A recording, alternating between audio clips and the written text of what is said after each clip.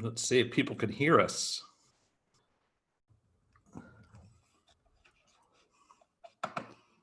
All right. All right. Let's see if we can hear. Can everybody hear okay? Yes, yes, yes. All right. Well, thanks for showing up. We are going to do something, right? We're gonna draw and paint. Oh, hold on. I gotta fix my echo here.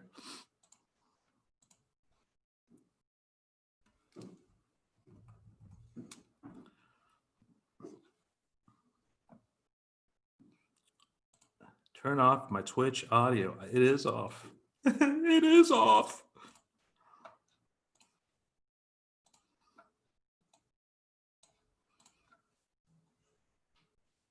Okay. I think we're ready.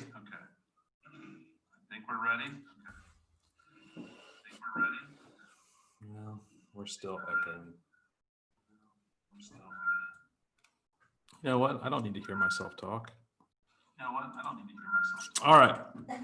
So we're gonna go. So this is I'm gonna try to keep an eye on the chat stuff because I don't know if I can see it, but I've got with me a young feller here named Sam, and Sam is gonna help me today. Let me share my screen for you.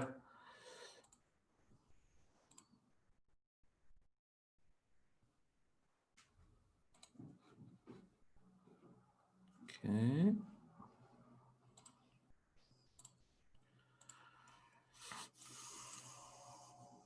Okay. So Sam is going to help, and Sam is. Why don't you introduce yourself, buddy? Come on over here. Just talk right into that camera. Tell everybody who you are. I'm Sam. What are we going to do today? Paint. Okay, so we're going to draw something. So Sam's going to draw something, and then I'm going to try to paint it. And yeah, no taxidermy. Although, actually, show him the raccoon. We could possibly draw the raccoon.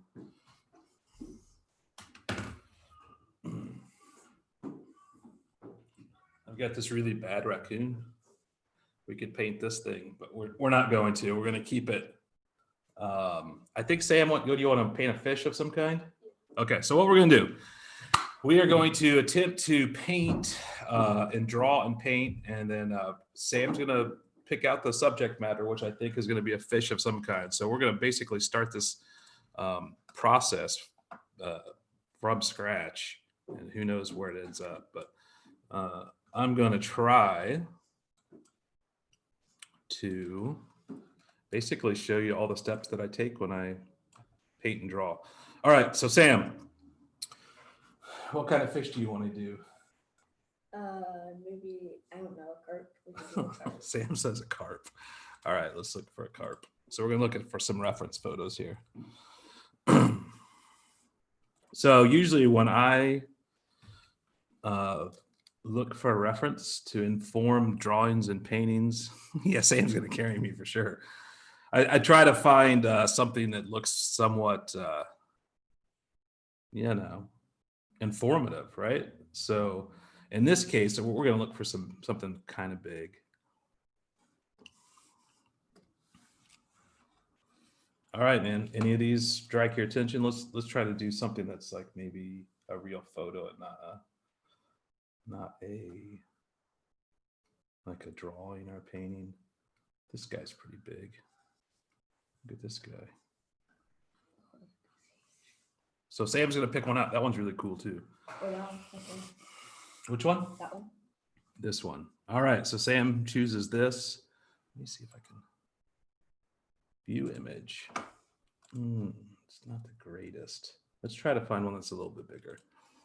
We're having artistic differences up here, folks. So let's do large. Tell me if you see another one that's kind of good, cool looking. That one. This one? That's carp. Yeah, that's good enough, maybe. We'll see if that one might work. So Sam's chosen this image. I'm gonna drag it to my desktop, and then we're gonna basically start the process here. All right. So Sam's actually pretty, let's see what this looks like. Wow, that's really low res, but you know what? We'll take it. Okay. So I'm gonna turn it over to Sam. Sam's gonna carry me like Clint just said. So we're gonna move this up here, buddy, and then you can sit down, and I've already got your pencil set up for you. So we'll add a new layer here, and then you can take a look at this guy. Would it be easier if he was removed from the picture? Yeah, it was just like the card. Yeah. All right. So hold on one second here. All right. So I'm going to cut this guy out. Sorry, guy. It's a really low res image. Hopefully it will work for us. We'll make it work. All right. So now, Sam, you've got this whole space right here to work. Okay. All right. So I'm going to turn it over to Sam. Do you need to, you can probably just draw just like that. Sam, just walk us through your process as you sit there and draw that thing. Go ahead. But it doesn't have to be like, you know, super great or anything. Just kind of get the overall shape of it.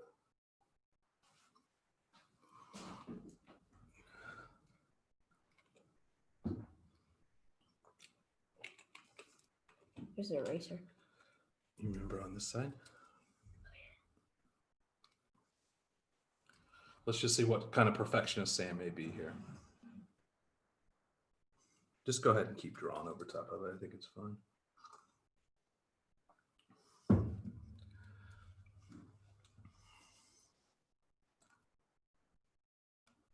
Oops.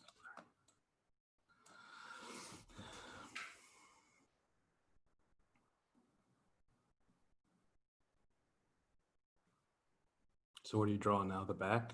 I'm drawing like, yeah, back. Okay. So I think what we'll probably try to do with this thing is we'll let Sam draw it, and then we will work from his drawing and try to paint it pretty representationally. We'll see. That's pretty good, buddy. This is, it's not, I just thought of this, but this is actually this process of like taking real kids drawings and then painting representationally over top of them is actually pretty well established. Dave DeVry, right? Dave DeVry, who runs the Monster Engine, if you haven't checked that out before. It's really cool. Basically what he does is he hooks up with kids who are about Sam's age, 2nd grade, 1st grade, 3rd grade. And he kind of goes in and has like story time work sessions with them. And then they draw these, you know, drawings. And then he takes them back to his studio and he actually fleshes them out with real paint. And it's really, really cool. Hey, buddy, that's actually really good. So that's what we're going to try to do here. We're going to rip off Dave DeVry, who actually has ties to Indianapolis. So Brian Phillips, back when he was at Media Sauce, I think, actually had Dave DeVry, who's from New Jersey, and he's got his background is in like comics, and I think he's done work for DC and stuff like that before the Monster Engine kind of took off. But he came to Indianapolis. Brian Phillips was such a big fan of his, and he actually worked at Media Sauce in town for a little bit of time. I don't think I ever met him, but I really like what he does. Now you're working on what? The fin? Yeah. Okay. And this was the deal I had to make. This is the deal that I made with Sam. I said, if you help me with this process, because then I won't expose to the world that I can't draw, then I'll let you stay up and you can watch 3 Star Wars movies in a row. And so, of course, he jumped at the opportunity. So that's what we're doing.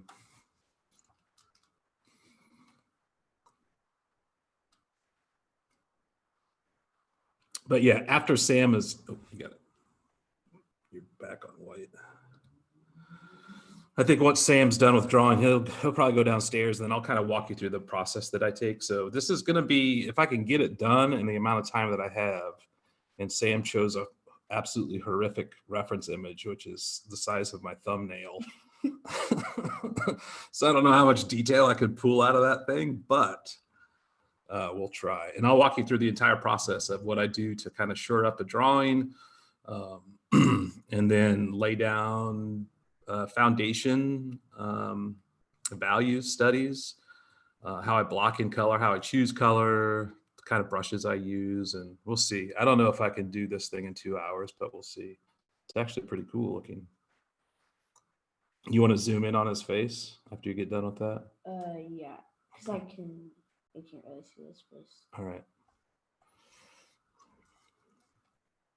But feel free. I'm like checking the chats here, but I don't know how long. Good. Here, let's do this. I'm going to move your reference image over here so we can see him a little bit.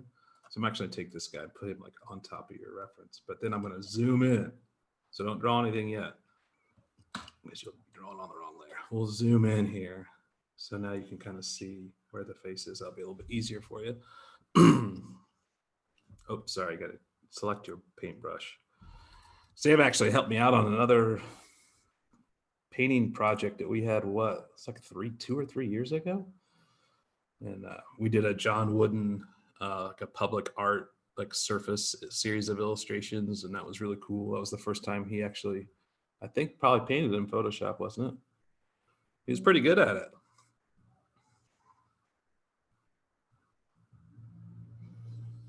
Should I tell him to start working the, it is the fast version of the digital painting class. I'm going to tell Sam to start working faster and work the whole canvas. And then I'm going to turn into like the jerk painting professor. All right, so you got the eyeball. You better draw his mouth in there. I think it's that little bitty line right there. All right, I like it. Okay, you need to zoom out. Yeah, zoom out. Zoom out. We're going to zoom out. Okay, do you want me to move your picture? All right, so we're going to move this up here. I also had to bribe Sam with pizza, so there's a pizza downstairs for him after he leaves. So you don't have to worry about really coloring it in if you don't want to. But oh, sorry, hit your paintbrush up there. There you go.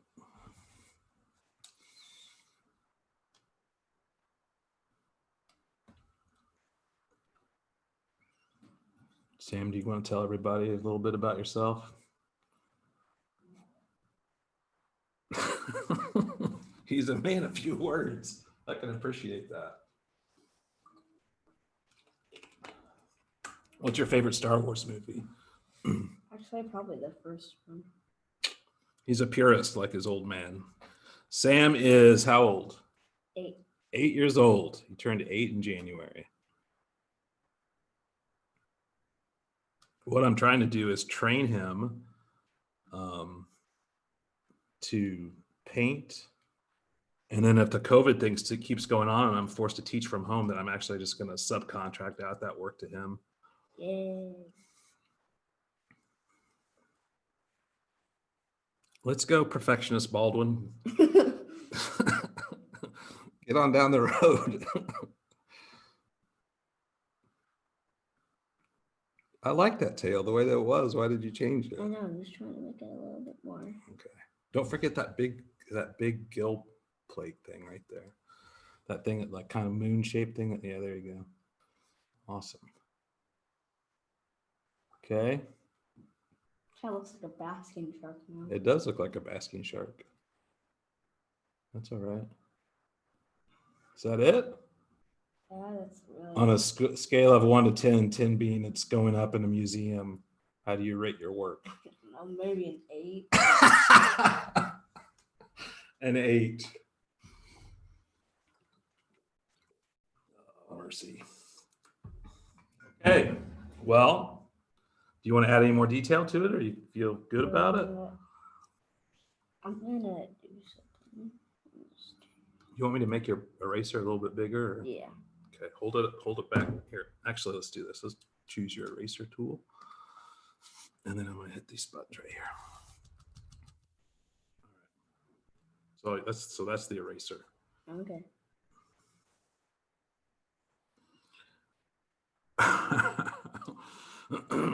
All right.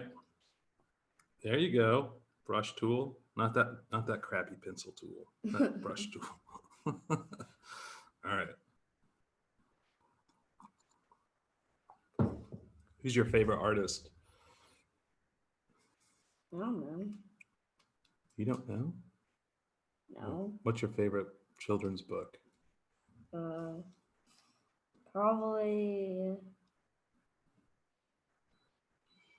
I don't know. I'm sorry. I know it's frustrating when people talk to you while you're trying to paint.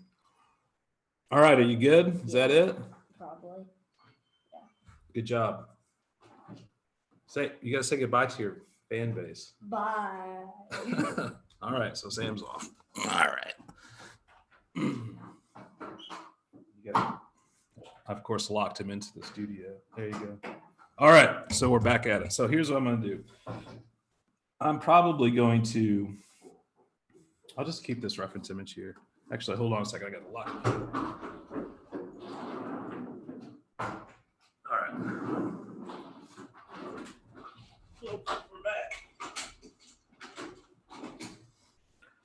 Okay, so here's how I'm going to set this up. I've got my canvas size is just 8.5 by 11, but I've got the resolution set to 600. Yeah, Sam was he couldn't get out of here quick enough.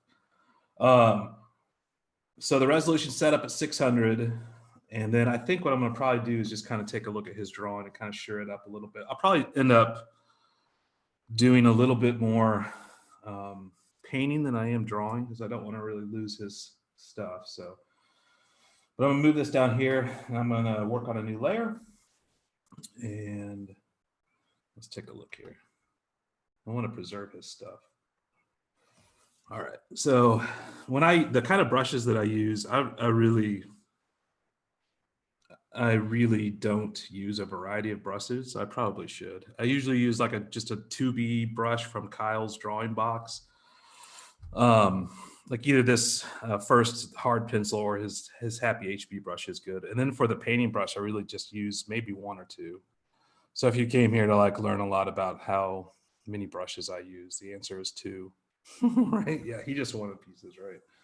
So what I'm gonna try to do is get in here and just kind of sure up some of his stuff. And again, I think that I can probably paint this a little bit more than draw it. And I don't want to really, so I'm just going to try to add to this maybe a little bit. So I'm going to zoom in a little bit.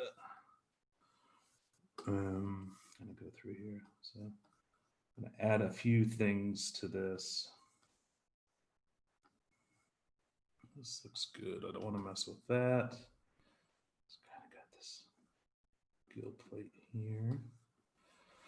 I'm a really, I don't know what the term is. I'm a really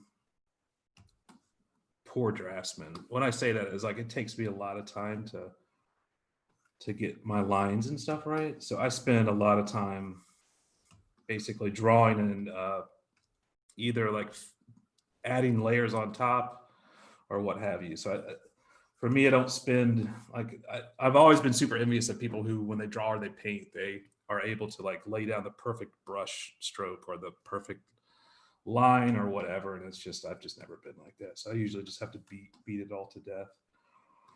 I think that we can probably, I'm not going to add too much to this because I definitely want to preserve the shape of his fish.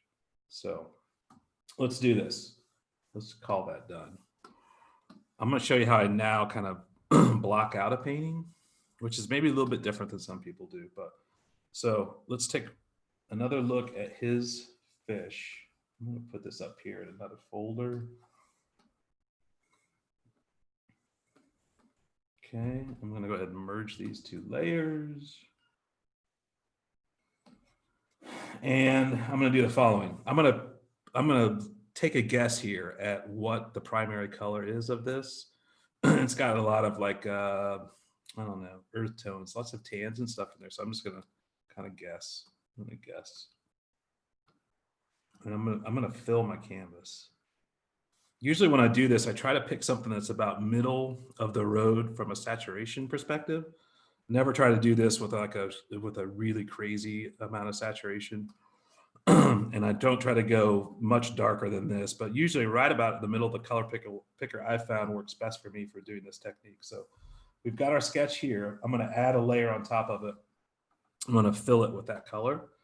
And then I'm going to drop the opacity or the fill of it. And I'm dropping it just enough to where I can still see the drawing, right? So part of this is I don't want to, eliminate all the great work that Sam did. But I do drop it down, and it tends to like deaden the starkness of that of the line work, right. So now it's kind of for me, it's a two-step process. I'll add another layer to where I start to add in darks, and then I'll add a layer on top of everything where I start to add in the lights. And then at that point, I usually will compress the layers. So I'm just back down to one. That's the other thing that I feel like is different than a lot of people who paint digitally. I didn't grow up painting digitally at all. So I grew up the exact opposite, which was like painting with paintbrushes and canvas and stuff. So a lot of the stuff that I do is really influenced by that. So a lot of like washes and a lot of things. And it's hard for me to want to work on a bunch of different layers because I'm just used to working on one canvas at a time. But you'll kind of see what happens. So I'm going to add a layer right above the background layer. I'm not also in classic Dan Baldwin kind of mode. I'm not going to name my layers. I probably should, but here's my sketch. This layer is beneath my sketch layer. I'm going to set it to multiply. Yep. And I'm going to pick just a darker value. And I'm going to pick a new brush. And the idea here is I just want to rough in my values really quickly. So there's lots of different types of brushes to use for this. I'm a big fan of this, which is his gouache brush. Let's see if I can find it.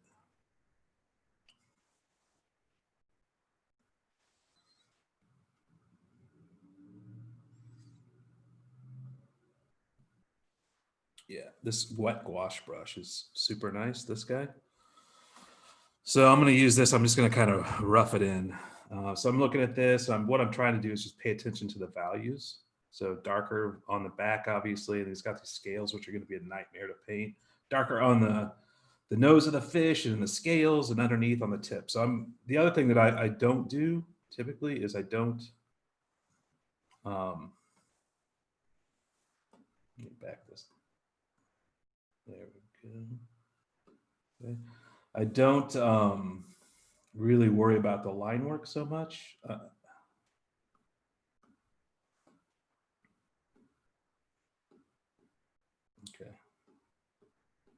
Yep. So I'm just gonna kind of rough this in. I've also switched my, it's on a transparent layer, so it doesn't matter too much. But if you scan in artwork off of like a sketchbook page or something like that, you're definitely going to either want to knock all the white pixels out of that somehow or set that to transparent, your sketch. So now I'm just kind of really roughly kind of blocking this thing in. And this reference image is really bad. That's okay. And usually I try to take my own reference if I can. So I'm just kind of roughing this in. So this is a huge document. It's 8.5 by 11 and it's 600 pixels per inch. So it's pretty hefty, and there's a good reason for that. It just allows me to zoom into the document a little bit more. So I'm just going to kind of rough this in, come over here and do this. I'm not so worried about trying to keep it in the lines because I'm going to come back and put some kind of environment in there anyway. Do this.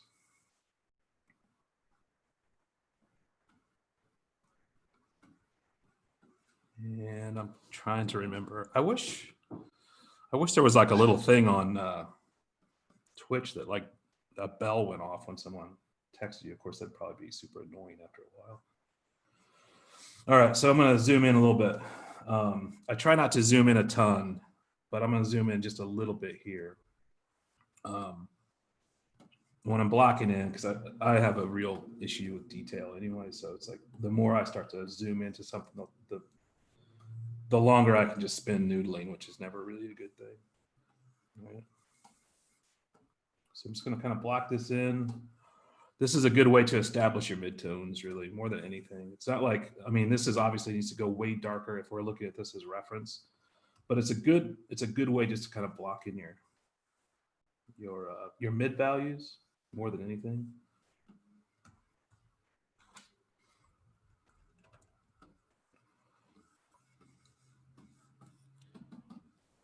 All right. Here, do this over here. Just kind of feather this out a little bit.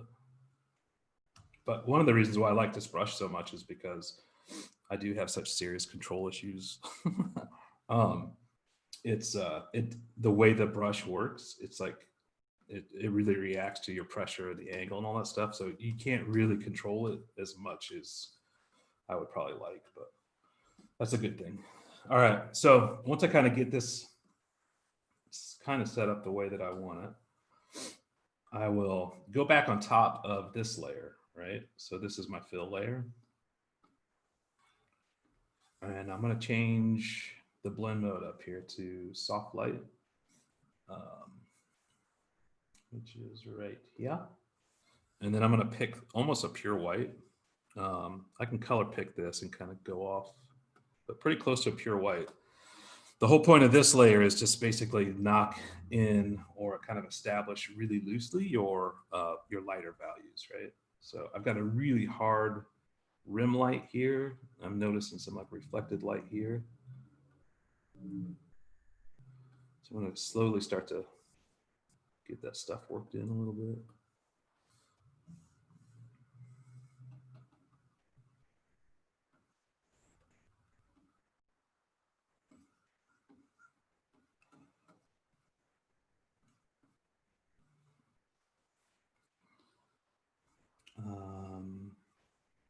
Let's do a little bit more of this. So this part of it, like I really enjoy the multiple layers, but soon you're gonna see that I kind of abandon that to some. I don't know. For me, it's seems a little bit more purposeful. I know it's not the most efficient way to work, but for me, it's like it just is more similar to like old school painting. So I think that's his fin. I can't really tell. I'm gonna come in here. I'm gonna move my reference over just a little bit. I'm gonna try to get in here and detail the face out a little bit. A little bit. I'm still just roughing this in. Like this isn't even this is all gonna change. But I'm gonna get in here and try to do a little bit of this. So I'm not really doing anything. I'm not using a mixer brush. I'm not really smudging stuff around so much.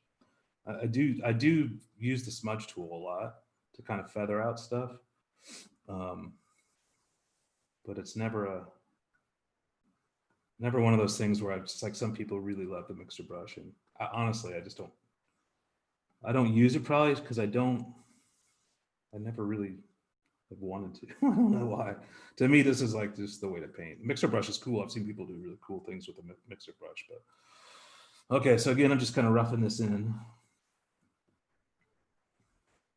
And I'm going to come back in with even brighter white. And I'm just going to try to get this in here. So I'm kind of, the great thing about both these techniques, so the soft light mode, and then also that multiply mode beneath to get the shadows, like it's great because you never are covering up your drawing, right? So I can kind of, then, and because I'm not covering up my drawing, I can always see what I'm working on. And I can go back and change the transparency and all that stuff. I'm gonna pop a little bit more here.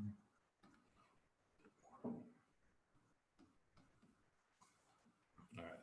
So again, there's not a lot of detail popping up here because that's not really the point of all this right now anyway. All right. So the other thing I'm going to do is I'm looking at this reference is I'm going to pay attention to the background because all this color is relative and the values are all relative to, you know, this looks really dark because it's against this really light background. So I'm going to try to kind of to use this as an opportunity to kind of tighten up some of my edges a little bit. Let's see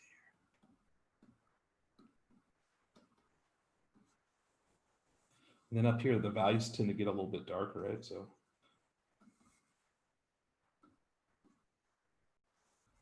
rough that in. I don't know if you guys can hear that other, I've got another kid down there who's squawking right now. All right, so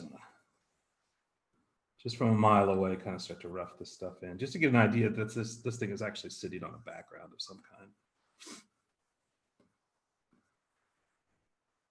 All right. It's actually looking pretty cool. The crazy thing is like that drawing that he did is like, geez, way more expressive than what I would have done. A lot of times too, if I'm just at this point, like roughing in the background, it's like I'm very cognizant of like what would I be doing if I was actually on a canvas, and it's like I'd probably be dragging my paintbrush, you know, to get these longer strokes just to kind of knock in the value of the painting. So I want to continue to kind of do that. It also helps it not seem so digital, which I think is, for me, is a good thing. So let's go up here. Just going to rough this in. And again, because you're working with a soft light blend mode, it's like you're not covering up your sketch, which is super nice. But that point's going to come to an end here pretty soon. Might even try to change the color up on him a little bit, like make him a little bit more colorful than he is. We'll see. All right. So for that stage of it, it's done, right? So I'm, if this were me and I was working on this thing, and I'd probably still go back in here and I might start to render out some of these scales and try to do a little bit more stuff and maybe some of the spines on that stuff. But I think we'll just, for the sake of time, for the sake of time and the sake of your own boredom, we'll just kind of move forward. So here's the, this is the true test time, right? So this is the time where I'm like, yeah, let's move forward. And so I usually take all the stuff at this point. This is where I make any kind of last minute changes, right? So you can see now that I can control things like this fill. So he can go completely grayscale. And I can even bump that fill up a little bit more if I want to darken it up some. So this is why this stage is really nice. And if the lights are too light, I can still come up here and knock those back a little bit. So all that stuff is really good as you kind of look a mile away at your reference image and this, and I'm like squinting my eyes and trying to get all this stuff straight. I kind of like that a little bit brighter, and maybe even the darks are too dark, so I'll make any kind of last minute changes at this point. After that, I think to move forward for my own sanity's sake, what I usually do is select all these things, and most people will call me nuts for doing this, but I just merge them. Yeah, and I'll merge them. And if you get that little thing, did you guys see that? See how my multiply or my soft blend mode, when I went to merge them, it does something funky, right? So I'm going to merge it again just so you can see. So this is everything but the white background layer. So I'm going to merge, and you see that, right? So that's frustrating for me. A lot of those blend modes do that unless there's a background behind it for it to actually work. You have to merge it to the background layer. And when I do that, we shouldn't get that little jump, but I'm sure there's a scientific reason for that. See, now that we've merged it, that soft light blend mode sticks to that white and you don't get that jump in color, which is kind of crazy. All right. So this is what I would be at this point, without much detail, what I would consider to be like a roughed in painting, right? So I'll show you, there's a painting I'm working on now. Let's see if I can find it. Okay. So this is this stage of the painting. So here you can see the fish that we're doing is really no different than this. This is obviously a lot more rendered out, and the drawing's definitely much more fleshed out. But this is a good like working example of like a painting in progress. And even up here, you can see this is me basically what the next step for this fish painting will be just to block in color. So even on this face, like there's various states of like stuff that's pretty polished. I don't think that that's done up there, but it's definitely more done than like the black on this guy's face from his eye black from, this is a football player. so there's that, and then there's elements of like the nose where you're trying to figure out the planes, and it's kind of blocked in a little bit more, and things over here where you're trying to, but all this stuff is really the next step, is just blocking in color. But this involves color theory to some extent. So when I look at this, I'm going to open up another document here so you guys can see. I'm going to open this up.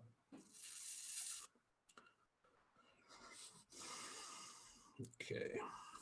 So here's, I probably made this color wheel like 10 years ago. And I use it all the time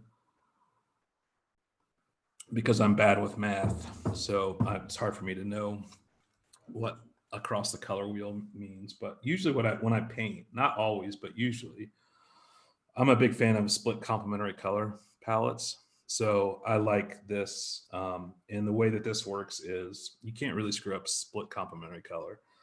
You usually try to pick one color, which is going to be your primary driving force. This is all based upon the reference, right? So in the case of our reference, that primary color is probably, I don't know, maybe yellow orange, right? So what I'm going to do here is I think another big difference between the way that I paint and some other people paint, but I'm going to take this yellow, orange. That's going to be my primary color over here. I really need to open up a new document. Hold on. And we'll just make this 72. Okay, and I'm gonna drop that right here. And then I'm going to go back to this using the split complementary method. This is my primary driver across, and now we're going to use violet and blue. So I'm going to take this violet and I'm going to drop it right here. It's another reason why I like this brush, because if we zoom into this stuff, I'm already getting a little bit of value range out of that stuff. So we're using violet and then blue. So I'm going to take this blue. These are going to be the only colors I'm going to use on this painting. So this is a little bit different though, because I'm sure you probably have seen people like puddle colors up and stuff before. But for me, it works best when I mix these things, just like I would out of the tube. So there's like, some of my painting professors, they used to yell a lot of stuff at us. But one of the things they constantly used to say to us is like, they would look at whatever, paint you had on your canvas, and they'd say, that's yellow ochre right out of the tube. What are you doing? You need to mix your palette, blah, blah, blah. And then you go and cry and think you're horrible. So this is the equivalent of me squeezing color out of a tube of paint and plopping it on here. And where most people, I think, as digital painters especially, they, for some reason, don't ever feel like they should mix their stuff so much. So that's kind of what this is all about. So if I go back to the reference here, it's like there's lots of, so all these blues and greens, all this stuff is we're going to pull out of this. So I'm going to take yellow, and I'm going to back off my opacity a little bit. This is another good trick. So back off to about 80 to 90% or something like that. And then I'm going to start to pull in some of this. Zoom in a little bit. Right. So all of a sudden, I'm going to start to get all these colors, right, that I would have never gotten. If I want to warm it up even more, I'll just bring a little bit more yellow in here. Right. Now, this doesn't also include like black and white. I feel like those are kind of standard colors that you would bring in anyway. So if I wanted to darken any of this stuff up, just a real light touch, and you can start to darken. So already out of 3 colors, just a simple split complementary color palette, it's like I'm now going to get all kinds of colors to use. They're all going to work together, and they don't look so canned and so like just out of the tube. And I think like localized color, that's my biggest. I can go on and on about digital painting, but some of the stuff that I see people who can draw really well, and they don't ever paint with paint, but they paint in Photoshop. But their color is so localized. This is a blue shirt. This is a red pair of pants. This is a green background. When in nature, that would never happen, right? A blue shirt can look red, and a blue shirt can look purple, and a blue shirt could look green, and color is all relative, and all that stuff has to be shared in some way, shape, or form. So like this right now, I'm now starting to think about like color temperature. I'm starting to think about like where it is on a saturation level. So this, for example, if I pull this up, this is right on the edge of a warm color palette, or the warm end of this red. So I don't know if you guys can see this, but this right here, there's this like little, what I call the Great Divide. I have no idea what it's called, but it's basically the divide between stuff that ends up on the warm spectrum of light and stuff that ends up on the cool spectrum of light. Yeah, so you can paint a monochromatic color, painting with red, and you can absolutely make it look like you've been using blue. And that's just a matter of jumping to the other side of the divide, getting to this cool side of that hue, right? So this is right now really pretty neutral, right? It's kind of warm, but we could always warm it up, and we could always, by adding yellow to it, and we could also cool it down by adding a little bit of blue to it, right? So all of a sudden now I'm starting to get all these kind of cool grays that are kind of purple, kind of pink. I'm not sure. I can kind of warm the stuff up. I can darken it up. I can add white. So a big part of before I even start to paint is honestly this. It helps me to like slow down a little bit in my mind. And it also helps me to kind of process like what's going to happen next. All right. So I'm constantly going back to my reference. I'm trying to look at my reference. I'm just sitting there mixing my paint. And this is really no different than like if you're an oil painter, right? Or any kind of like traditional painter. This is no one ever starts like this. Okay, well, here's my 3 colors. I'm going to start. So this, for me, this part's really important. It definitely helps me to slow down a little bit and kind of think about what it is that I'm doing. So I start to pull some kind of grays out of here, which I kind of like. And yellow and purple are great colors to use if you want to create a gray with a lot of different kind of values. And temperatures even, like you get some really awesome grays out of yellow and purple. These are 3 colors that, I mean, this isn't the typical split complementary palette that I go for, but you can still get a lot of mileage out of this thing. So that's the kind of idea. So as I'm working on this thing, it starts to look like a real like painter's palette, like a Bob Ross painter's palette, you know, without the beating of the turpentine brush on the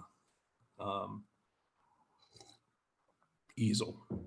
So I'm just trying to get an idea here for the kind of colors that I'm going to use. And I'm knowing that I haven't even started mixing blue, and what's this going to look like if I mix it with this, and bring in some of this gray over here and kind of puddle it up. And this is why working at that reduced opacity helps as well. So that's the idea, right? I think what I'll probably do just for the sake of this is I'm just going to cut this out, or at least copy it. And I'm going to paint it, paste it in here. And you're like, man, that's really small. Well, this is a 600, again, this is a 600 pixel per inch document. This one was 72.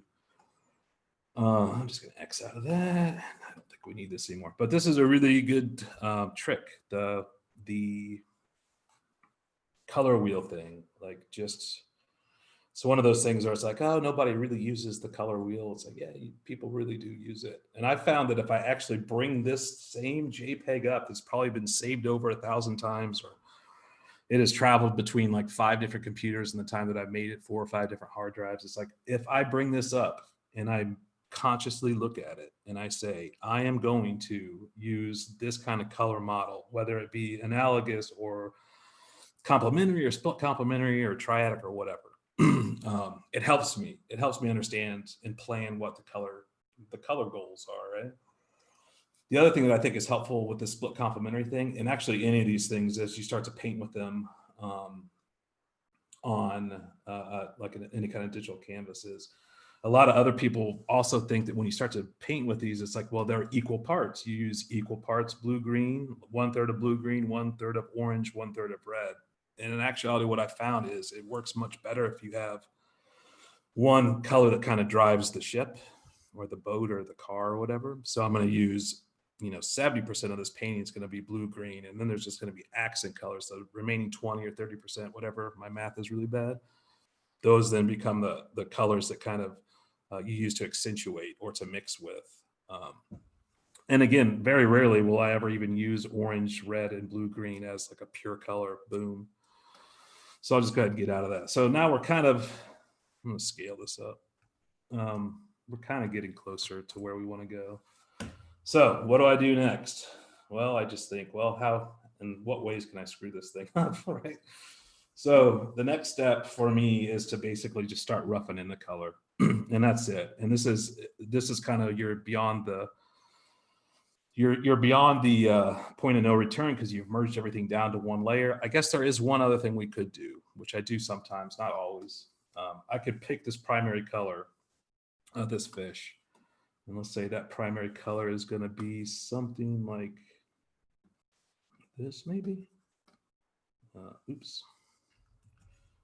Maybe something like this. This is why you should name your layers, by the way. Bring a little bit more yellow into this. Yeah, so this kind of neutrally yellowish grayish color. All right, so this is gonna be my color that let's make it a little bit more yellow. The other thing will help you is if you're using a Cintiq or a stylus or something like that, like for me, taking the time to program in stuff, like I have in this thing on my bottom grip pin button is my I tool. So there's a modifier on there for Alt, which then just activates the eyedropper, which helps me paint much faster than I typically would if I had to go over here all the time. All right, so something like that's good. So here's another thing you could do is you could do this. I could add a layer on top of my sketch. I'm going to put this into my reference photo. Brand new layer. I could fill it all like this. Yep. And then I could do this. Just kind of colorize the whole layer. And that will tend to, now you start to see that some of those lights really start to pop up, and I can start to see how that will work better as an underpainting. So I might even back off that a little bit. But the color blend mode layer I use a lot. It's really great for like black and white. If you paint something in black and white, it's much easier, much faster than to paint like a color version of it. So you just render everything out in grayscale, dump a color blend mode on top like we just did here. And then you can kind of go in there and add color. It's almost the exact same thing as like the Turner, you know, when they colorized all the black and white films and everyone cried about it. So you can get a lot of mileage out of that. And actually, I kind of like the way that that's brightening up at least my lights. So I'm going to go ahead and I could back off of it a little bit. At 100%, it's too overbearing. At about 70, it looks better. I'm going to merge it. Now I'm going to start painting. So I will add a new layer at this point. But I'll tell you what, even if I paint on a layer that's transparent, I very quickly end up merging it back into this thing because I like that unforgiving quality of it. I don't know how to explain it any more than that. So let's take our this layer, move it down here. I'm gonna start to block in the face just based upon this reference. And again, if I were doing this in real life, like the reference that I would choose would typically be much bigger, and I'd usually shoot my own reference, and I have control over, you know, raw files and can manipulate the color kind of a little bit more. This is basically just like a giant blur, so it's really hard for me to pick up any detail from that, but you know, we'll do our best here. So I'm going to pick up a little bit of this color, right? Let's just start off with some of this yellowish. I'm going to use this brush, right? So I've still got the opacity set down to about 86%. It's the same gouache brush. I'm going to try to paint this cheek and get that kind of yellow to blue or yellow to gray. It looks like there's a little bit of purple in there too. I'm going to start to just kind of rough this in. It's really important, I think, also at this point, not to zoom in too much, at least for me, because I'll tend to overwork it. All right, so I'm just going to kind of rough this in. Looks like there's a, you know what? Looking at his drawing though, I feel like this should be blue, and this is the yellow part. He's just shrunk it. So I'm going to do this over here. I think that'll look cooler. So this yellow part is going to be this stripe, and then we're going to take this part, the face part, and make it blue. So I'm just kind of roughing this in. Now, here's another thing that I do quite a bit. As I rough this in, the brush and the pressure, as you ease off of it, I color pick that stuff, and then kind of, it helps me feather it a little bit this is where people who use the mixer brush, I think I'm either envious of them or I don't like the fact that they use it so much, because I feel like it's almost like a crutch on some level. And how you like apply your paint and how you mix your paint and all that stuff, I think is kind of what gives the painting character on some level. So there's a couple things that I do though. I'll zoom in to show you kind of what one of the things. So as I'm doing this thing, and I'm painting and I'm kind of color picking as this thing is trailing out. Yep. And kind of naturally fading this in. But I do this every once in a while, which is I'll take my smudge tool, the finger tool. I don't know what the hell that is. Smudge tool, I think. And I make sure that my smudge tool is the same brush that I'm painting with. And if you're running into a situation where you're using a canned brush out of Photoshop, like a Kyle brush, and it's the brush that you love for whatever reason, a lot of times you have to actually make a new brush preset so that you can use it as something other than a brush, right? And you've got, some of you have probably seen that before. Like there are mixer brushes and there are eraser brushes and there are paint brushes, and they all can work together, but you just have to create a new brush preset. Like, let me see if I can find an example.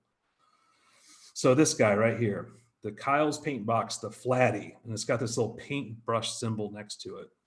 If I click on that thing and I try to paint with it, it looks like that. Okay, cool.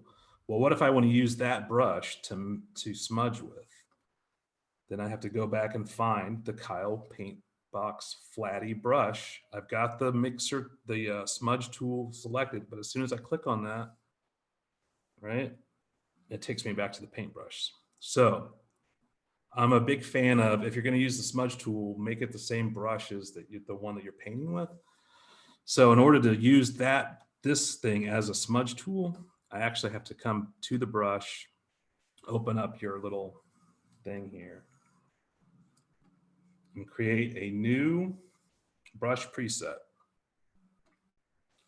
And then you want to make sure all this stuff's deselected. So capture brush size and preset, deselect. Include tool settings, deselect. It's this one that will allow you to then save that brush and use it as a mixer brush. So here's my smudge brush. Here's my smudge tool. And then at the very bottom, right there, that's that same brush, right? But because I made a new brush preset, and I stripped it of all of its, preset tools or whatever, now I can use it as a smudge brush, which is really important if you're trying to maintain a certain kind of level of, consistency. So I've already kind of done that. My smudge tool is the same smudge brush or same paintbrush that I always use, which is this guy right here. Oops, this guy. So let me come down here and select. Well, let's just go through the process again really quickly. All right, so here's the brush tool that I'm using. This is the gouache tool. I'm going to new brush preset, deselect all this stuff, and now it should pop up at the bottom, which it does, which allows me to come down here and then use it. The only reason I spend so much time talking about that, because it was a nightmare for me actually to figure that out. And when I finally figured it out, I thought I was the smartest guy in the world. And then I realized that I'm just alone in a dark room painting, and that's crazy to think that way. So the smudge brush tool is cool now because it's the same tools I'm using for my brush. So what I will do every once in a while, just to kind of see how these are kind of a little bit stripy here. So I'll just kind of tap that stuff a little bit. That also helps to kind of blend. So this is just pure rendering stuff. Like it helps me to render, to make kind of smooth gradations if I want it. In some cases I don't want it. I'll just want like a pretty decent line like that. All right, so there's lots of different ways to render. That's just basically the two ways that I do it. Let's come over here. We need to add some darker values into this. So I'm going to take a little bit of this black and a little bit of this purple. I'm going to put it here and here. Add a little bit more black to it. Yeah. So I'm going to try to get this color on here. A little bit more purple. So same kind of thing. I'm just going to try to block this in, not really getting up on top of it or anything like that. And be a little bit darker. It's also not cheating just to come down here and say, you know what, just needs to be darker. I'm not going to dick around with doing all that stuff up there. So I'll start to rough this in. Again, one of the things I think is a little bit different, at least from what I've seen, a lot of people do is like, I'm not afraid to lose my edge if I have to. And actually losing your edge of your drawing and then reestablishing that edge is actually a good thing in some cases. I feel like it helps to give your life a little, your painting a little bit more life. So here we can see three obvious gradations: yellow to this kind of pinkish purplish color to this medium value purple to this dark. So again, this is where I could sit there and try to work it and blend it in manually like this, right? And that's the preferred way for me anyway. But sometimes it's like, it just takes too long to do that stuff. So I will use the smudge brush tool. And as long as it's the same tip of brush that you're using for everything else, it actually works pretty good. And that will help to kind of soften that transition. But in some cases, like I like that kind of texture, right? So I'm just going to leave that texture in there. And I don't typically do this with the smudge tool. This is where I think you can see a huge difference there. This looks like my hand is involved, and this looks like a computer is just smashing pixels around. And that to me doesn't look so hot. So I'll typically try to remind myself of that. As I zoom back out, we're slowly getting to that. I'm going to go ahead and reestablish this color. Actually, you know what? Let's do like a cool gray. I'm going to kind of reestablish this background. Now here's the thing. If I want to include that rim light, yeah, that rim light around the top of the carp's back and his face right here. If I want that to appear like a pure rim light, then I can't do a background that's really light. Yeah, so if my background's really light, and look, right now, from a value perspective, I'm at 84% brightness. So I only have this much more room to establish that rim light. So ideally, what I should be doing is picking a different background color. So let's knock it back into, put a little bit more black into this. Oh, it also helps if you're on the right layer, folks. So I'm gonna take this black. I'm gonna darken this a little bit.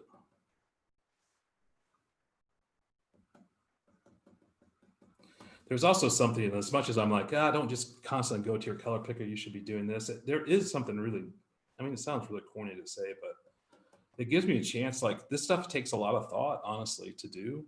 And so your brain's always kind of wired. And a lot of you who paint, a lot of you who paint probably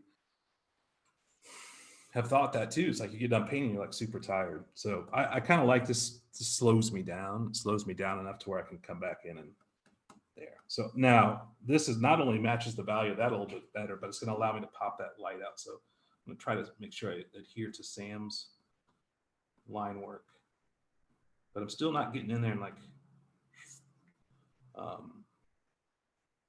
noodling around too much or getting too close into it. So I'm going to kind of feather that out a little bit. And then just kind of clean it up a little bit, just make it look. All right, so let's start to do this, this bluer part. This is the cheek part. So I'm gonna just kind of see where we go with this. That looks about right.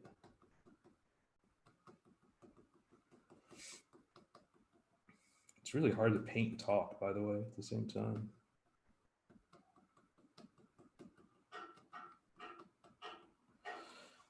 Another thing that will help you, hey Kai, another thing that will help you as you work on this thing is like try to get your brush strokes to kind of mirror the planes that you're painting. So this is like a big fat wide plane. So instead of going up and down like this, I should probably be painting more like this. Okay. So it's okay if I do something like that. It goes up in darkness, the same kind of darkness up here. So I'm going to cheat a little bit of that over here, cheat a little bit of this over here. And again, I'm basically just setting up my values, right? And now zoom in a little bit, kind of clean this stuff up. So just make my brush a little bit smaller.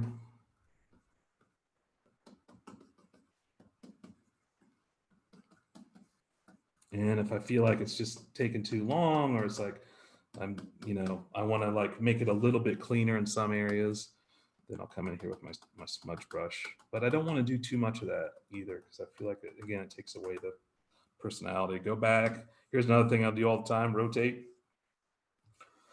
On this Cintiq, I paid a lot of money for the stand so you could rotate it around, and then Photoshop came out with that rotate tool, and I haven't rotated my canvas by hand in a long time. So I'm going to kind of reestablish this. We'll slowly start to work into some detail. I'm trying to work up to the eyes so we can start to work on that a little bit. All right. So I'm going to go back and look at the reference. See where we're at. This, I'm going to try to, let's bring some of this purple down and try to break this off a little bit more. Like,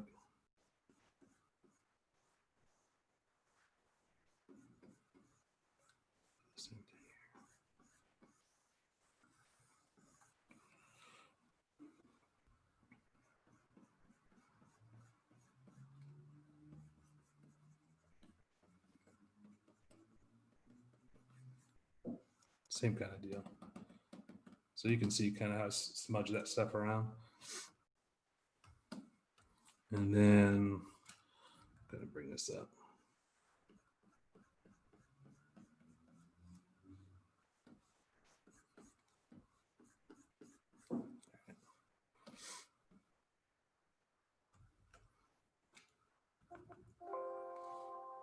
Sorry. All right, so let's try to establish that light, and then we'll get into the face here. So this is just a pretty bright, like rim light kind of thing. So I'm just going to paint this up here. This could be a lot lighter. And usually if I were doing that, and it's not a super warm light on it, I'm probably going to go on the cooler end of things. As I look at this fish, like this is going to be really light, the belly here. And it's also going to be warm. I want it to be warm so it pops in front of you. This, I feel like I want to push to the cooler side of things. So again, there's that divide. I'm going to push the cooler stuff, the cooler line over there. So that, although it looks like white to a lot of people, it is going to read more like cool light. So this is kind of a feather. So I'm going to try to feather this in, at least over the areas that we have. We really need to bring that purple all the way down. And so I actually be doing that before I do this, but that's okay. So here, I'm going to bump up my weight.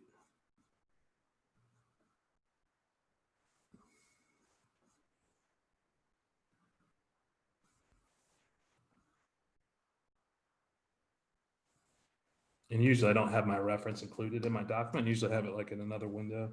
Just helps me see it a little bit better. All right.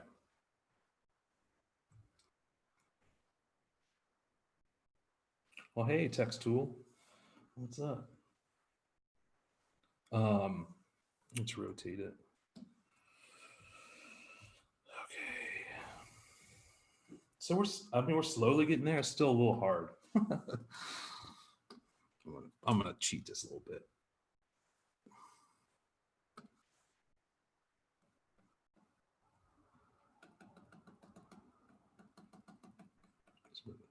This will help give it a little bit more of a slick feeling.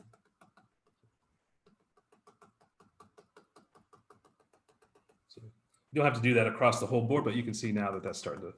And if it's like, oh man, that seems too smushy now, like it just doesn't looks too computery-ish, then I'm gonna just get in there and add a little bit more of this to it.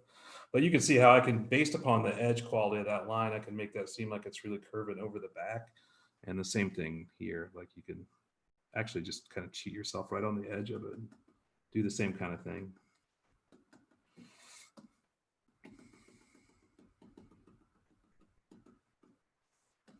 All right, let's get into the face. It's like, wow, it took you an hour and a half to paint something that's 1 inch by 1 inch. Let's do this face. I'm gonna try to at least get the face up to a point where it's like maybe a little bit better. All right, so a lot of this blue ekes over into this. So I'm gonna add a new layer.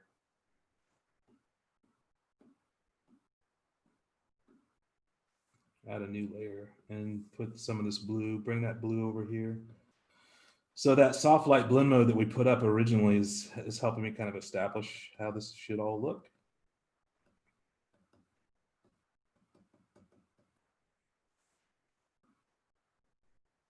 Here, let me just do this.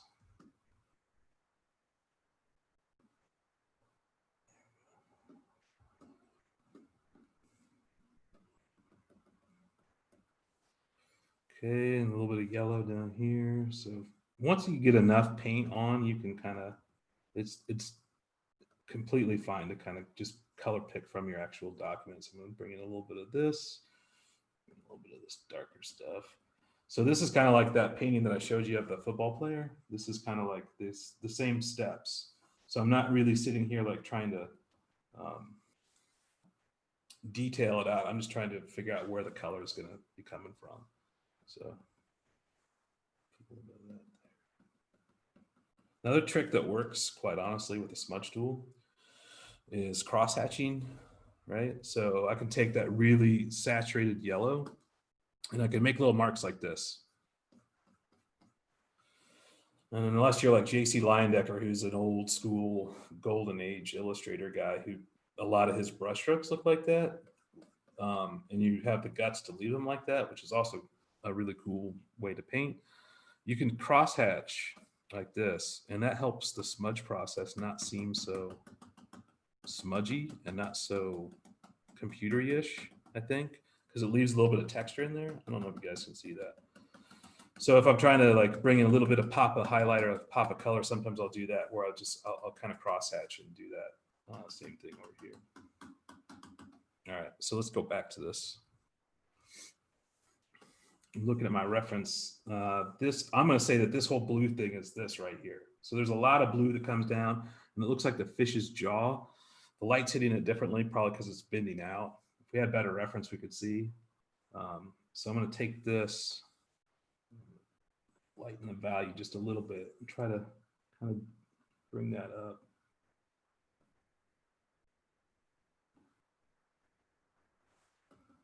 Same kind of thing. Just working kind of remotely from it, right? That in. Let's see, a little darker around the nose.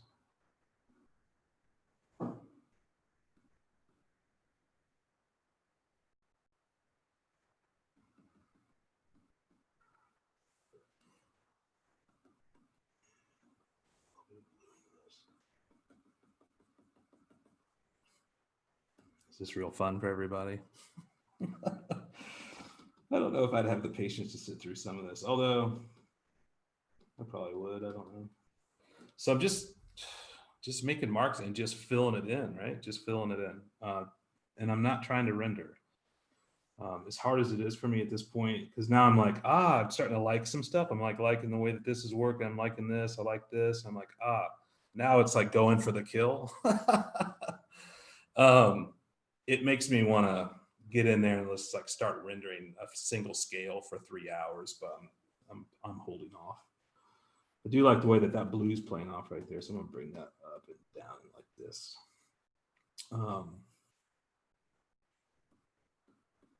So again, it's a lot of these kind of little strokes like this when I'm just trying to figure out what's going on, and then I can go back and figure out if I want to really block it in or kind of blend it a little bit more. I feel like there should be some pink right here.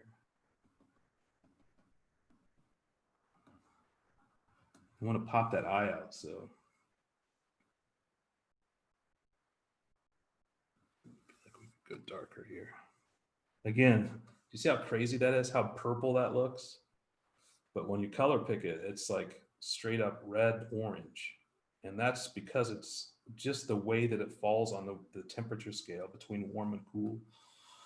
So I'm not gonna go pure black. I try not to use a lot of pure black or pure white, really.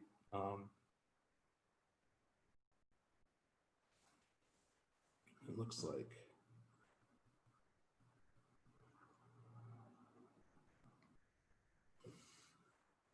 Can't really tell what's going on there.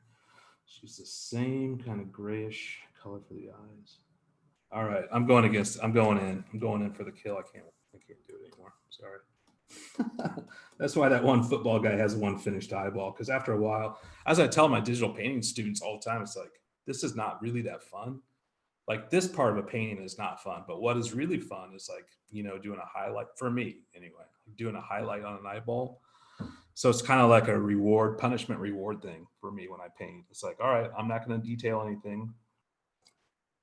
And it's like, this sucks. I want to detail something. I'm like, screw it. I'm going to get in there and like detail something. So this is what I'm doing now. I actually kind of like the way that yellow is working there. So I'm going to bring a little bit of that in. I'm still thinking about the fact that this is an eyeball, which is round and not just a flat circle. So as the eyeball moves away from the center, it's going to have to cool down and then darken up. And this is going to have to be lightened up a little bit. So, all right.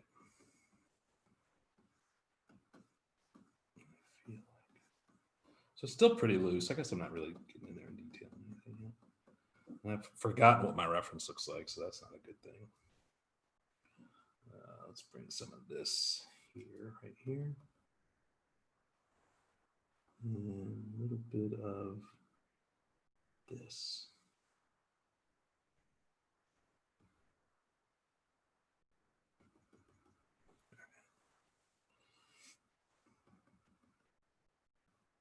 All right. So at this point, I'm like, well, I feel like I've got maybe enough stuff to where I can kind of get in there and start to work the smudge, work the blending a little bit. So I know that this is the blue, like this part right here is this. And I know that this part, I think what Sam meant to do is this part is right here, but I'm going to kind of cheat it a little bit. I'm going to add another line. And I'm going to bring that over here just to at least establish it. And it looks like it comes down around the mouth, up right where he's got it. So maybe this is what he meant to do.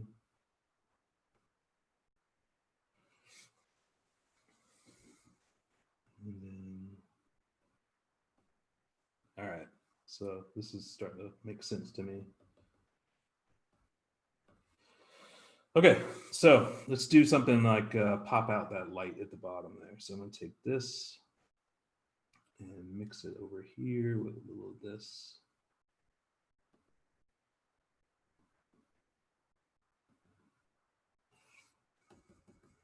Too dark. I'm going to start to pop this bottom jaw out.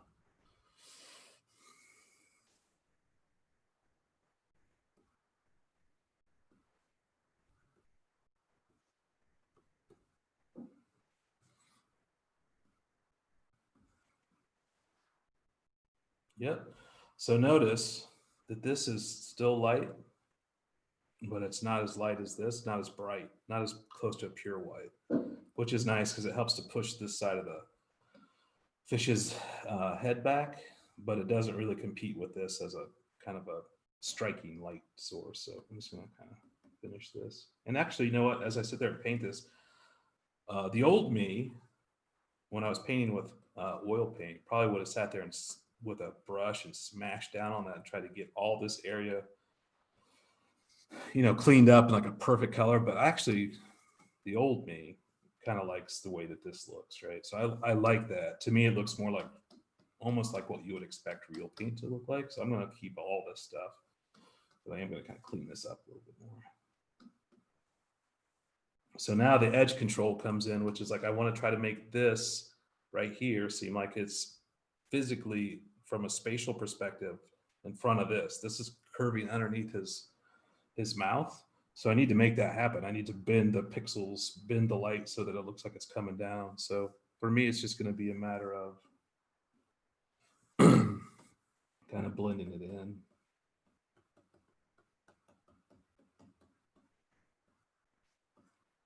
Right. And even though I'm doing that, that's fine because I'm going to reestablish that, right? So I just want to kind of get in here.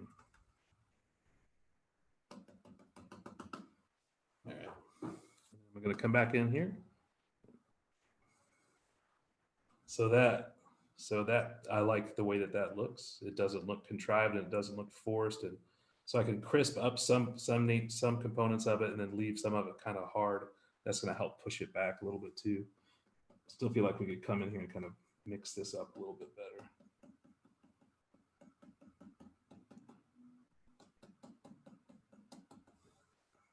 So that's again why I like this brush, because I can't really control it that much. So now I get to a point where it's like the light starts to make sense to me from like a real perspective. So I can kind of make my own, I don't have to consult the reference image so much anymore. If this is going to overhang more than this, like this part of the mouth is actually going to, you know, this part of the upper mouth and the lower mouth are going to be on the same plane for the most part. So I can, you know, take this color and really do that. And then over here, I can actually push the shadows a little bit on this, like it's actually hanging out over the bottom lip. So let's try that.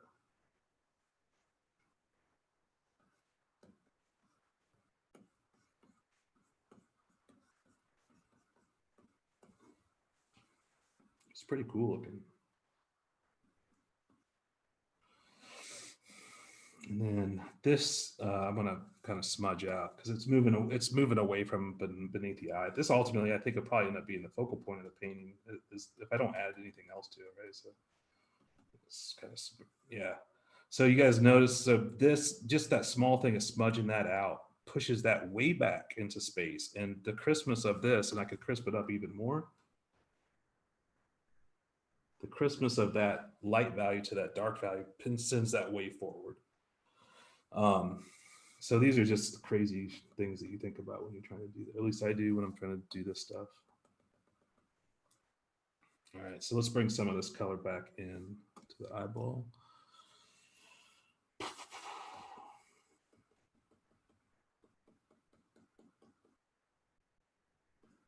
So now I'm going to kind of detail the eyeball out a little bit, maybe.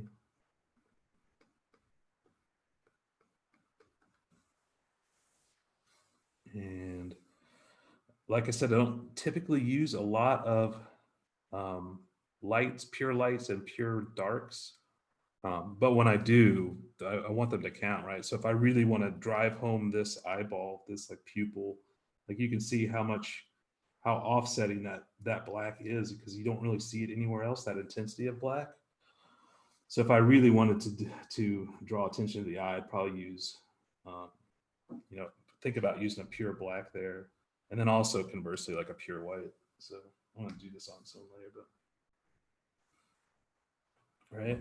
So if light's coming from this way, actually it's not. It looks like the light source is from above. So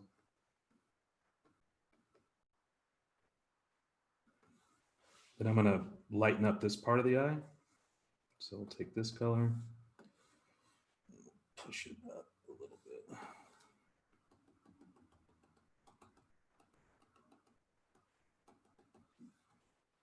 Yeah. And if that is getting that amount of light, then that bottom eyelid, do fish even have eyelids? I don't even know. We'll just act like they do. Then that should be getting a little bit of this light too. So I'm going to kind of do that. This looks funky over here.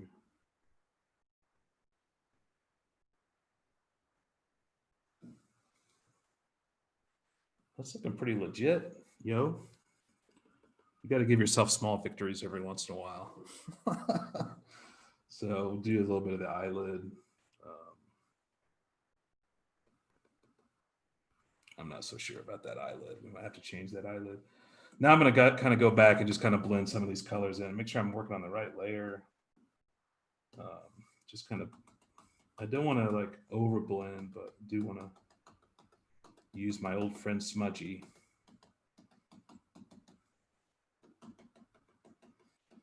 Because remember, no one's ever really going to be up on this thing. I don't think to this level. But that's definitely, that's definitely been like the hardest part about converting to digital painting from regular painting is like, you could never get up on your painting this far ever, you know? So it's like, it's really tempting to want to get up on your painting all the time and zoom in to as many crazy details as possible.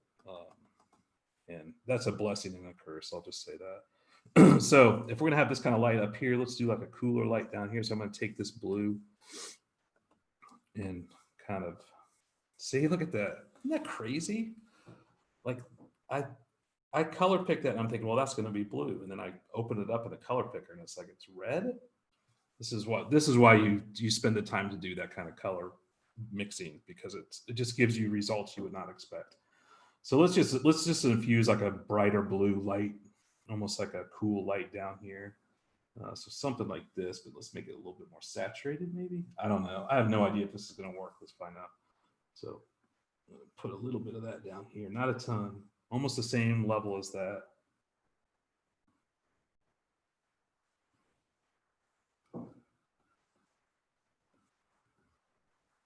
And I'm just going to kind of set it up. Yep, I think that's okay for now. Smudge out the details. I'm gonna let that kind of, once I smudge it once, then I kind of get these kind of interesting colors down here, which I can, again, kind of crosshatch. I'm doing a lot more crosshatching on this one than I typically do, which is kind of weird.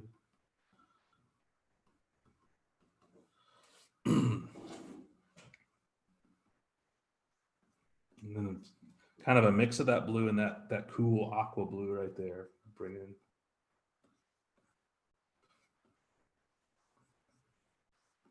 Darken that up a little bit. That guy's looking pretty legit. Like I like the character design. It's like really good. Sam really has knocked it out of the park with the character design of this guy. Might have to like rip it off and like we'll destroy the evidence, and then I can just say that I came up with it. We don't have to give him credit at all. I'm gonna bring this up here, and I'm gonna.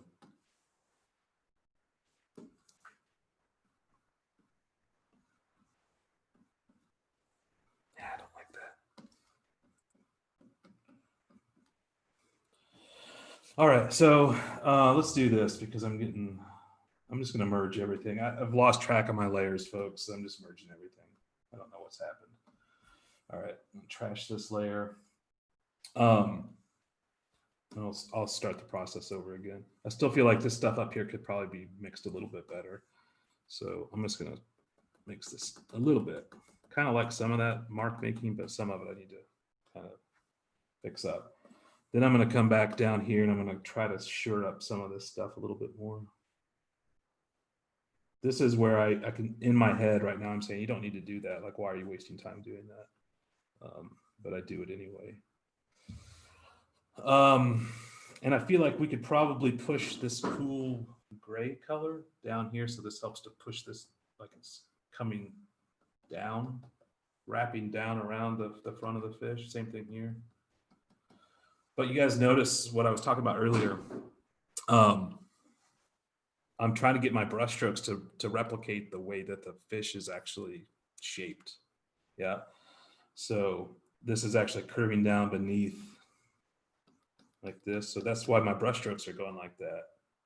And whether I choose to leave them as stripy brush strokes like that, or if I tend to go in there and kind of, you know, smush them around a little bit, they still read for the most part as like lines that are going down like that. So I feel like the one thing I need to look at I haven't looked at my reference in a long time. I need to darken up that eyelid. Yeah. So here's another thing that I'll do. It's a good opportunity to show you this. I'll pick a color, right? I'll pick a color like this. I'll find out where it's at on my color picker. I want it to be around 50% brightness. So this is like a cool red, believe it or not. I'm going to change this blend mode to multiply. And that's where I can push some of my darks even more. So like right here. Now I'm not going to keep it at like full opacity, but I can definitely use this to kind of basically get that. So a combination of that and then possibly tweaking the lights up here a little bit will help me. It's got some kind of cool little things going on here. Looks like a little bit of something like right in through here. That's on this side. So this is kind of where I sit back for a second and I start to look at it and I'm like, oh, I'm now comparing values and things like that. So this, I'm going to drop a little bit. So I've knocked that down a little bit and I can either keep it brushy like that. I don't necessarily like the way that that looks, or I can kind of blend it out. But I'm going to leave a little bit of that texture in the brush strokes. Let's see what else. Here's one thing that will help. A lot of times if I'm at a loss for what to do, I'll flip my canvas over and it helps me see the drawing from a new perspective. Yeah, so it's like I look at this and I look at this, now I can look at it with a fresh set of eyes and it's not so routine. So as I look at this, I really notice all this light, this almost like warm light at the very bottom, like right here. So that's one thing that I noticed just from picking that up. So I'm gonna pick maybe something like this. This may be too light. Let's see. Yeah, it's too dark. Oh, I'm on the multiply blend mode. That's why. Yeah, I'm just gonna merge this real quick. All right, add a new layer. Let's. I'm trying to get this right here. So that this kind of comes up.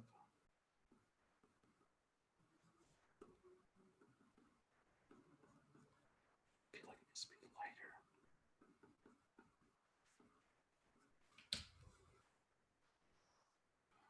It almost kind of goes all the way down cheek.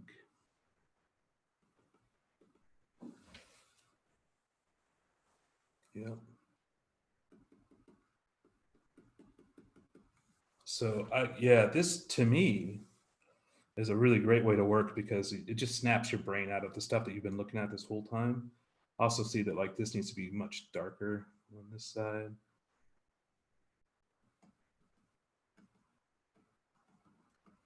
So again, I'm just roughing it in. Then I can kind of choose like how much of this I want to smudge around. That stuff doesn't bother me so much. This is a little obnoxious.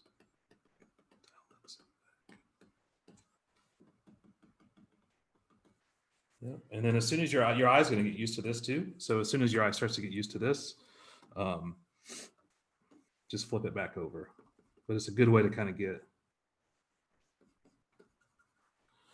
your eyes kind of not focused on the same thing all the time. All right, this thing is really purple. I'm gonna stay where we're at for now.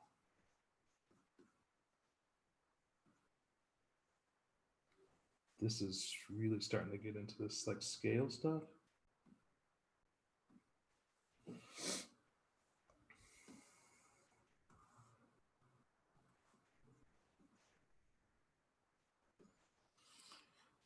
All right. You guys feel free to ask me if there's like how many people are on here, like 2. Let me know if you have any questions or anything. I'm running out of material here. I'm slowly starting to realize I'm never going to finish this thing in the amount of time that we have. So.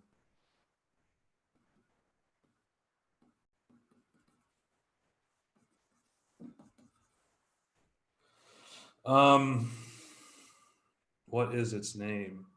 Christina. That's an excellent question. I feel like we need to flip him around and then make up his name. He's got a super awesome face though.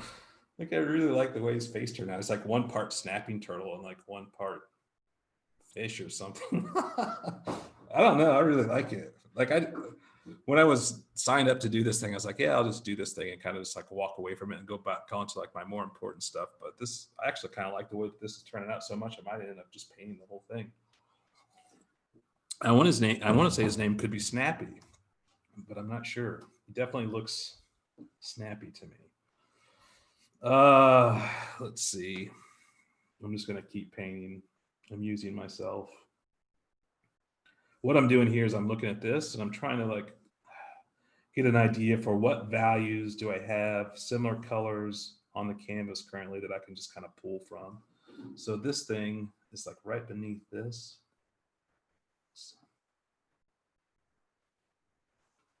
It's too bright, too bright.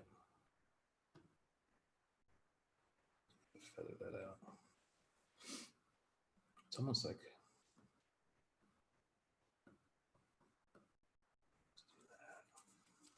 I still feel like this needs to be much more orange. Okay, so here's another thing that I'll do from time to time. We'll take an area like this. If I look at this big shape, and it's really got a lot of this orange to it, right? So I'm talking about this, and I screwed myself up because I keep looking at this thing and thinking, well, that was this, and I should have just listened to my 8-year-old's drawing instead of trying to force my grown ass man's opinion on it. I'm going to try to warm up this whole thing. So this is something I'll do every once in a while, but I typically don't try to do it too much because it can really be used as a crutch, honestly. At least I think so. I'm going to make like a warm color. I'm on a brand new layer. The idea is to warm up this whole section, right? So watch, I'm going to do this, something crazy, which goes counter to everything that I just told you to do. But I'm going to fill it in like this. Yep, new layer. And then we'll do the old, this thing is like blocking on, there we go. Filter blur. Gosh, there. And I'll blur the heck out of that. And then I'll change the blend mode. Right? I'll either change it to a blend mode, which is closer. And I kind of actually like what it's doing to the shadows there. I don't know if that's the perfect if soft light's the right blend mode, but it definitely starts to warm that up a little bit. Right? And it doesn't look like overly processed. Maybe a little sharky. He's got turtle relatives in the fam. Yeah, I'm with you. So I don't feel like that looks overly processed, but it doesn't. And someone couldn't look at that and say, "Oh, you just put a gradient there." But again, this is a good trick. Like if I want to bring a little bit of this purple up into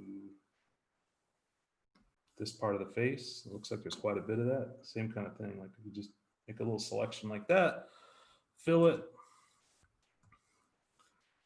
Do the same thing. Blur, Gaussian blur, Gaussian blur, or whatever. And change the blend mode. Now that's going to start to eat into some of your other stuff, so you got to make some decisions on what you want to do. And I like that color that we had beneath it, so I might take some of this.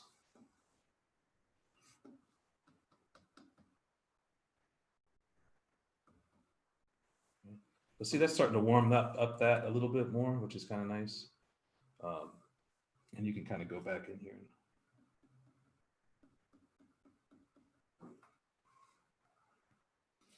Yeah, so I guess the question, oh, well, no wonder there was all this pink down here, right? That's from that. In my head, I'm like, well, why is there all this pink? It's the guy's hands. So that's kind of weird. I guess we could kind of run with it a little bit. Put this pink in here.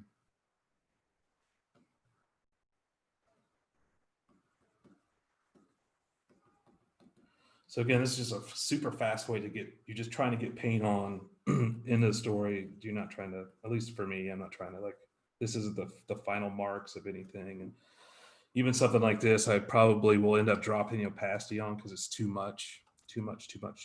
So, but I will kind of feather it out a little bit. Okay.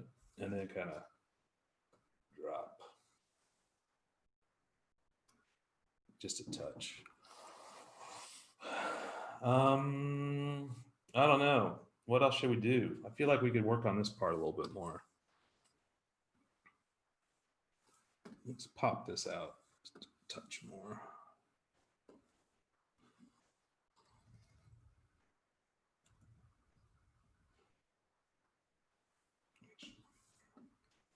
See, once I get about 5 or 6 layers stacked up and they're not named, I just end up smashing everything back. I feel like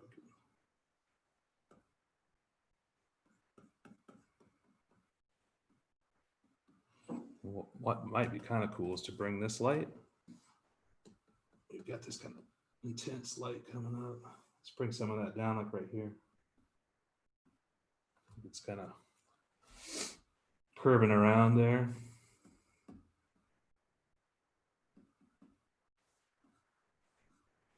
But the benefit of working at 600 PPI is like it's at some point if your canvas is so small, the brushes, once they get down to like under 10 pixels, I've just found that they really suck to deal with. So this is kind of a nice way to make sure that you don't ever have to run into that. You're basically working so big that, you know, a small little stroke like this is still 15. So I could still go down much, much smaller than that. Right. So working at advanced or bigger sizes is definitely, for me, helpful. What else do we want to do here, folks? Do fish have noses, right? Or like nose holes? No way we can tell, that's for sure. Let's make one.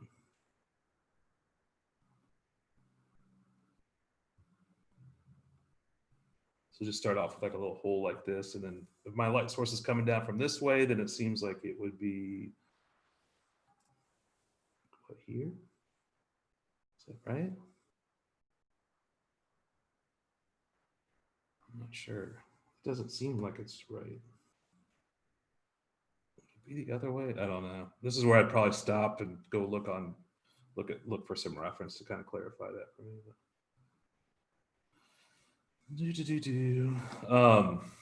But yeah, I can make this thing look more round for sure. I'm running out of steam. Can you guys tell?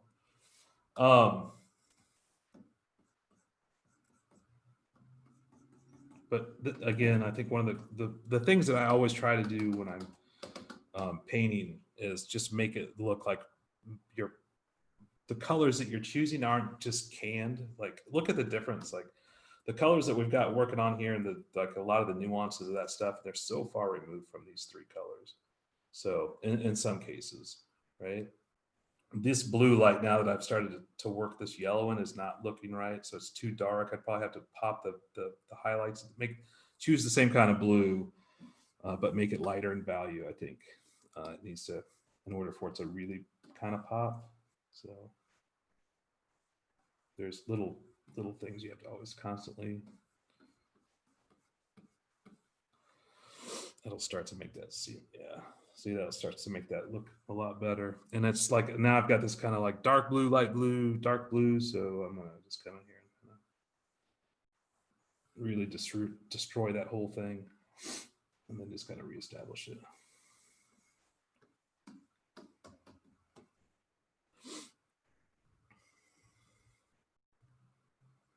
I think this thing is gonna look really cool if it was painted all the way. Like, I don't know, that the scales might be kind of a challenge, but I feel like, yeah. The other thing is like, now as I look at this whole face that's kind of more developed,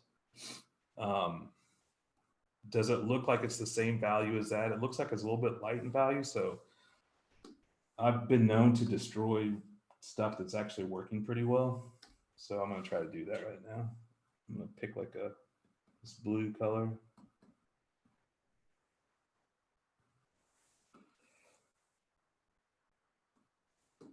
I'm just gonna try to knock it all back a little bit, just the head part.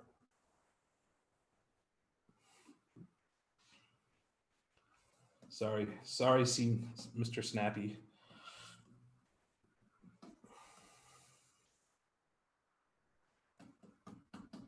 So I also prefer to do this than like a gradient or something like that, because I feel like that it looks too computery-ish for what I want to do, you know.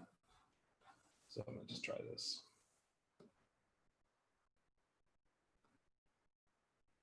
Oh yeah. So now I'm getting a lot more contrast and stuff in there. Now I don't want the whole thing to look like that, but it definitely is starting to me match better what's going on here. So again, I probably will, let me do this. This would be a good way to end. I'm gonna knock it all back, and then I'm gonna build it back in. So knock it back and then build it back up. And this is, I actually like this part of painting quite a bit.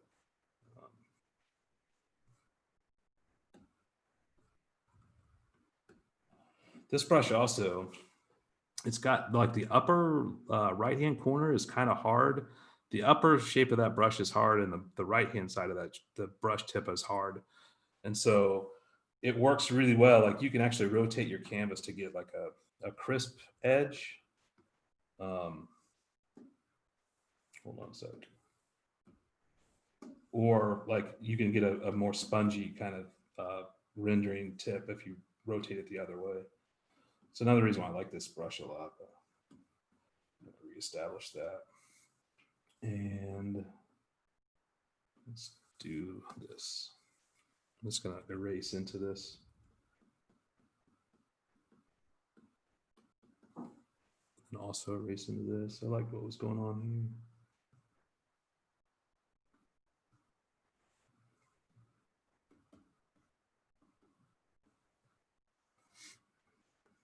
And then that allows this light to really pop a lot more if all that stuff's darker.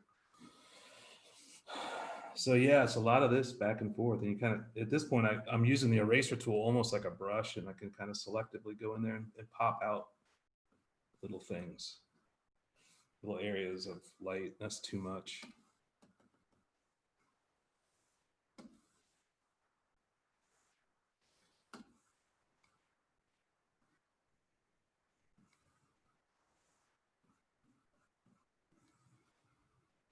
Does that look weird?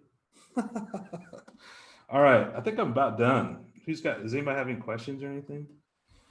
I think for now I'm pretty close. So now that you've got that established, it's like you can look at that and that, and it's like, oh, it's pretty close in value. The eye definitely looks more round. This stuff, the values tend to be holding up a little bit better. And I still have it to a point where I can control it. Like I could push it back. That looks even a little bit better, honestly, versus that, which is like super dark. So that multiply blend mode to knock stuff back. And the whole point of that for me is that I can now pop my lights. If I darken stuff up, it's gonna make this rim light seem much, much brighter just because it is. Yeah, so I'm always a big fan. I like doing that. And that also, I think just doing multiplied blend mode and kind of knocking your painting back and then rebuilding it back up. It just, you can see the struggle in the painting. And so it makes it look less like you did it on a computer kind of thing. But I need to save this thing real quick. Hold on. Just gonna merge all this down. Hold on a second.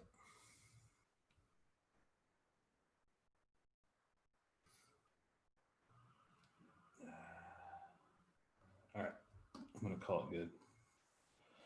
Merge layers, file, save as.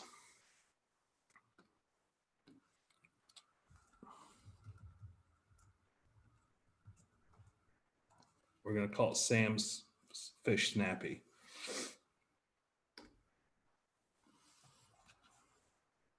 All right, y'all. So I should have preserved a layer so you could see where it started out from. I mean, you can kind of see, but that's really the whole process for me, the whole process from start to finish. It's do a drawing, put a color layer over top to knock everything back, like almost like a glazing layer. Underneath your sketch, put a multiply blend mode layer. That's where you start to block in your shadows. Above all that stuff, put a soft light blend mode to establish your lights. Smash it all down to one layer, and then start to work on your color palette, using just smart color theory. And then get in there and start doing the work, rendering away. So yeah, I think it could actually turn out to be like super cool. And again, this is a little bit more stylized than how I usually paint, like with very obvious brush strokes. Usually I try to get in there, like convince myself that I could paint like Bouguereau, and you can never see a single brush stroke. But I feel like I'll probably end up working on this, maybe give it to Sam for Christmas or something. And then he'll quickly just like discard it for whatever else is cooler. But I think it will be cool to see it finished. So if I finish it, I'll figure out a way to post it somewhere where you guys can see it maybe.